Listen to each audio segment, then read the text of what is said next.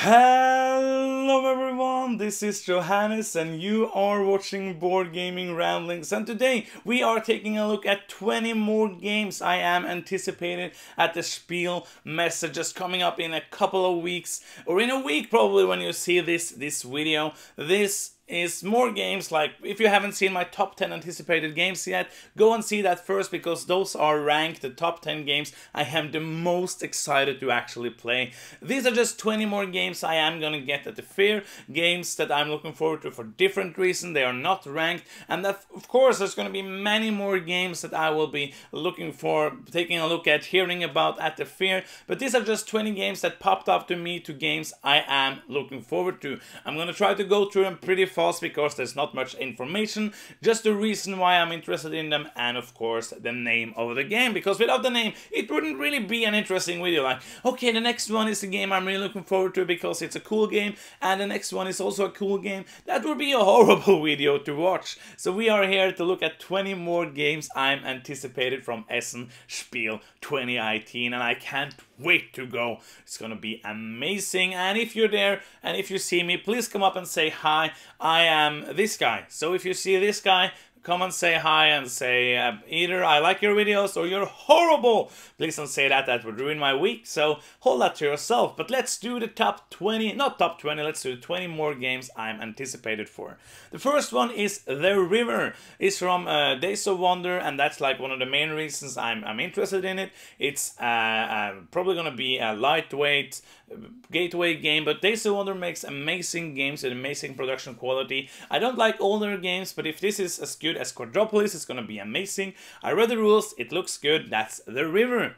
The next one is Azul, Stained Glass of Sintra. That's more Azul with some, as they said, it's going to be like a step up, which I like. I like Azul. I played it really much more than I thought I would, because the first time we played it in Essen, one of the evenings last year, and we played it, and it was okay. I had an okay time, but then I played it many more times with many different people, and it's a great game which I have enjoyed, so that's why I'm looking forward to the new version, which maybe is a step up in complexity.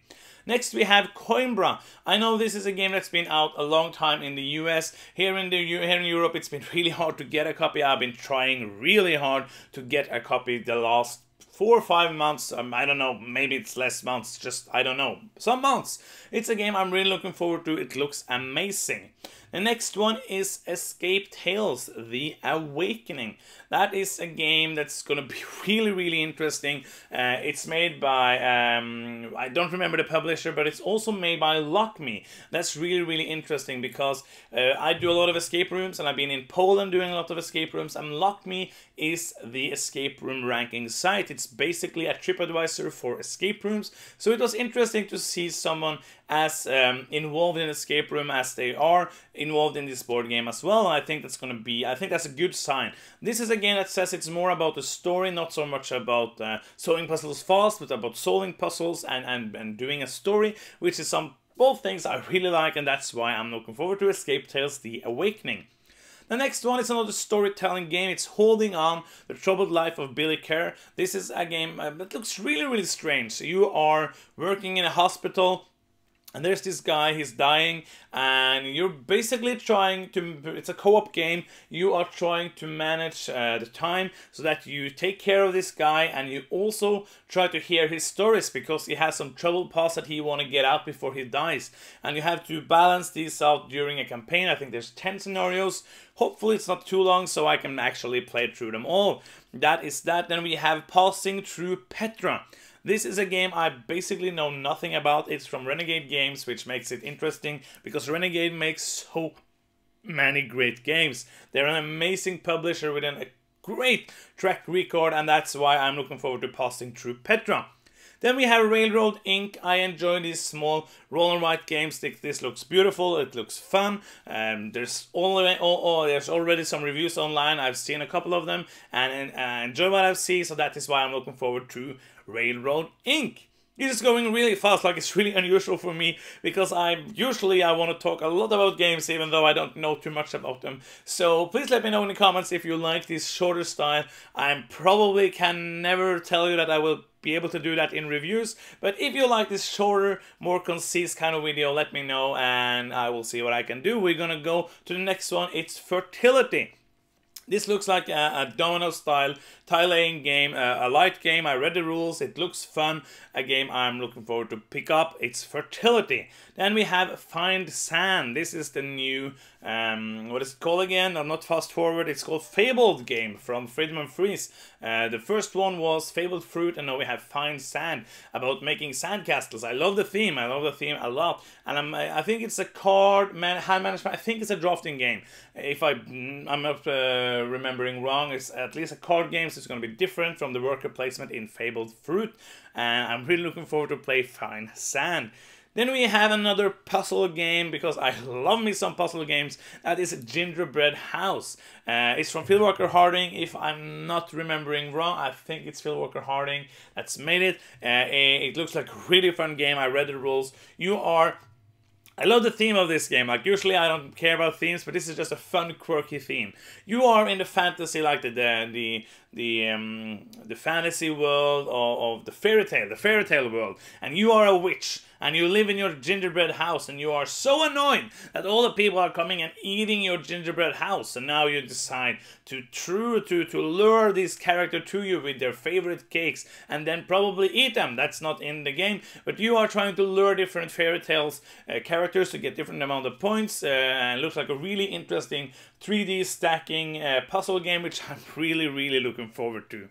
Then we have Prehistory, another game I don't know too much about, but it's one of the ones that has the higher weight rating on Board Game Geek from the ones that coming out in Essen this year, and that's just a plus for me. I like heavier games, so if this is going to be a civilization building heavy game, count me in. I am looking forward to Prehistory. Then we have Solenia. That's a game from Pearl Games, from the same designer that did Toi. It looks like a really interesting midweight game where you place cards over buildings, and it's this solar ship that's moving forward, activating more buildings. It looks like a really cool game. I read the rules.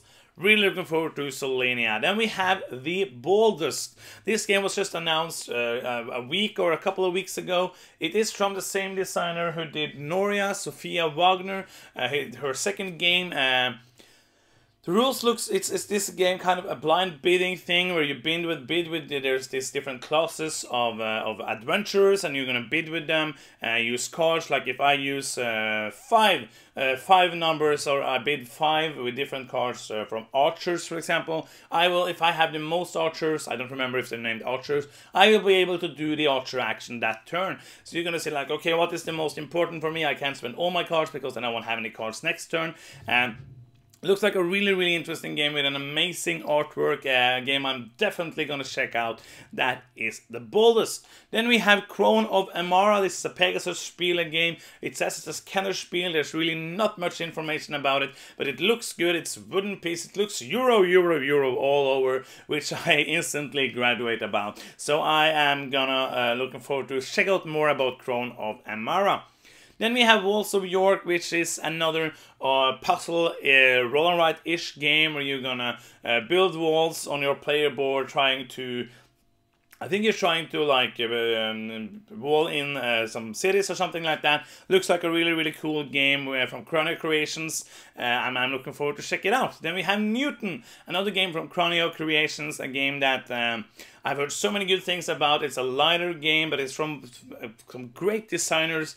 A game I'm really looking forward to check out. Then we have Scarab. This is crazy. It's another puzzle game. I am so in love with this puzzle kind of games. This is from Blue Orange Games, which usually make some high production, great quality family style games, and this looks no different. It's been out for a while, but not in Europe, and I'm looking forward to get Scarabia. Then we have the strangest game on my list, and that is Ultimate Werewolf Legacy. Everything that has legacy in it, I am really intrigued. And this is kind of one I just want to play because I want to see how they've done it. But I'm gonna have problems playing it because you had to play from 8 to 16 players. And when do I have 8 to 16 players playing a game? and nonetheless start playing a legacy game. But I'm gonna get a copy, and I'm gonna try my hardest to play at least half the campaign, because I really want to see what's going on. I really want to see how they changed it up. I really want to see how this all is gonna be able to happen. I'm really intrigued by that. And there's only 2 more games left. That is Fast Forward Fortune. I really enjoyed the Fast Forward games from last year. We played through Fear and Fortress a couple of times. I played through Fortress and Fear, I think, again with my parents, because they enjoyed it. So I played through them 2 times. They had a lot of fun with it. I love the fact that you are getting through the rules, just learning the game as you play. He's trying to make games that makes it easier to get into new games, which I think is a great thing, especially for players who don't play many board games from before. That's Fast Forward Fortune. And the last one is Valparaiso from DP. I think it's DP Games. DLP Games, not DP. DLP Games, who made Solio and that kind of stuff. This is an action programming game. I don't usually like programming, but this looks really interesting. You are planning out your actions, and then everybody flips and you go through them.